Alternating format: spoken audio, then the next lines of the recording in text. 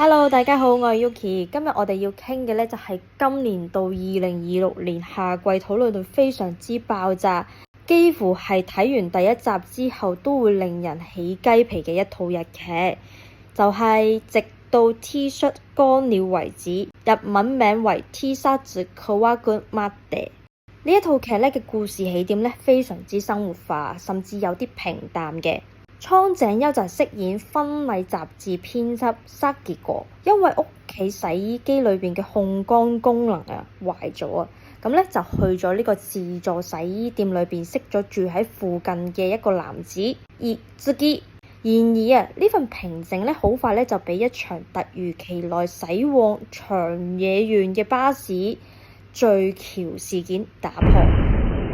Itsuki嘅妻子阿紫莎咧就喺事件中不幸身亡，而 Sakiko 嗰個經營咖啡店、性格好溫和嘅丈夫 Mitsuru 咧就喺事故之後咧神秘失咗蹤。一個面臨永別，即係 Itsuki 啦；一個咧就苦苦等待，即係 Sakiko 咧。呢一兩個咧留喺原地嘅陌生人咧，就喺互相撫平創傷、拼湊真相嘅過程裏邊呢，經過一個殘酷而又巧合嘅事實，就係每個月嘅第5個禮拜五，佢哋嘅另外一半呢都會瞞住佢哋，鎖住一個不可告人嘅秘密。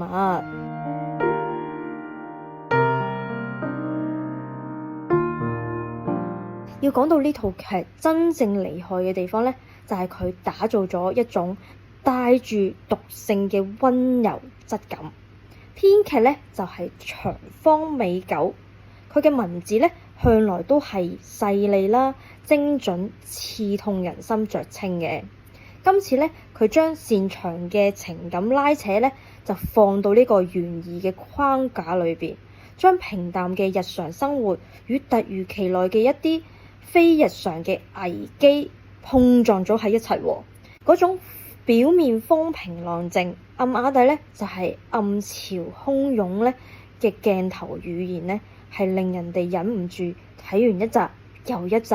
不斷咁樣想追落去嘅。呢套劇呢，仲配搭咗蒼井優嗰種淨係企喺度，眼神裏邊全部都係故事嗰種沉浸式嘅演技，成套劇完全冇刻意咁樣去鋪張一啲驚慄嘅音效，但呢就有最平實嘅一啲日常對白，將嗰種失去至親嘅窒息感同埋對秘密嗰種恐懼一點一滴咁樣冚落你個心嗰度。而家目前嘅進度呢，喺上星期五呢已經播出咗第3集嘅內容噶啦。劇情呢就拋出咗幾個極具衝擊性且耐人尋味嘅重磅線索，我哋一齊嚟高呼一下。第一就係反常嘅雙人門票，女主角 Sakiko 明明就係唔中意去呢個花火大會，但呢就喺失蹤嘅丈夫 Mitsuru 嘅衫嘅口袋入邊呢揾到咗2張花火大會嘅門票。另一邊廂Itsuki 呢，佢呢係唔中意去水族館嘅，但係呢就發現過世嘅妻子阿紫莎呢就早已經預訂咗2張去水族館嘅門票喎。咁呢2組嘅門票到底佢哋分別預訂嘅時候係諗住同邊個去嘅呢？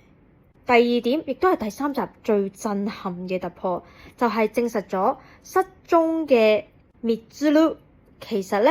係冇死到嘅。更加可怕嘅係呢，佢並唔係遇到意外而被逼要匿埋，而係自發性有計劃咁樣去拋低佢嘅妻子 Sakiko， 主動人間蒸發㗎。喺對 Sakiko 徹底斷聯嘅同時呢，佢居然呢同佢嘅咖啡店員工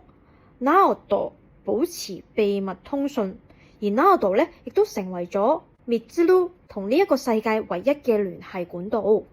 第3點呢，就係呢一個咖啡店嘅員工 Naoto 啦，佢呢就係由呢一個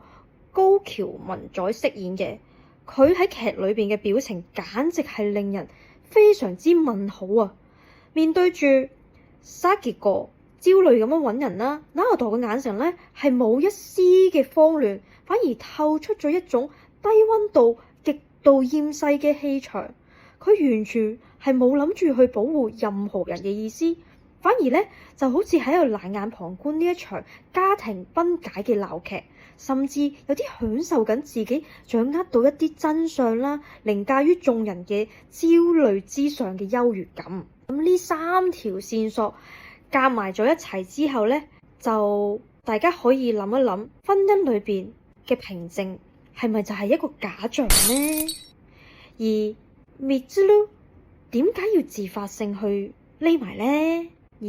咖啡店嘅厭世店員 Naoto 到底佢係唔係有份去參與呢一個逃亡嘅計劃呢？佢係咪一個計劃裏邊嘅共謀者呢？定係淨係單純咁樣去享受呢一場災難？而呢一個人嘅存在呢，我覺得係非常之有關鍵性嘅。可能遲啲我會再掄一掄去過去講嗰啲嘢，可能會有更加多線索去知道嗰個劇情可能推向一啲咩嘅方向嘅。咁呢套劇呢，而家係真係懸疑嘅點呢，其實真係推到去最高處啊！究竟婚姻裏邊嘅另外一半到底係瞞住自己去活咗喺一個咩嘅世界入邊呢？咁因為咧，由於片長嘅關係啦，咁我就下一集咧就會繼續去講下網民嘅一啲意見啦，同埋呢一套劇我嘅推測嘅將會劇情係點樣去嘅結局咧，我自己都會有個人嘅見解嘅。呢一套正正就係而家今個夏天最值得品味嘅日劇之一嚟㗎啦，我覺得。咁所以如果劇荒嘅大家咧，千祈唔好錯過，一定要追住去睇。咁大家又覺得失蹤嘅丈夫即係 Mitsuru 到底係藏住咗啲咩秘密呢？係點樣嘅方向呢？歡迎大家喺呢個評論區留言話俾我聽。我哋下次再見啦，拜拜。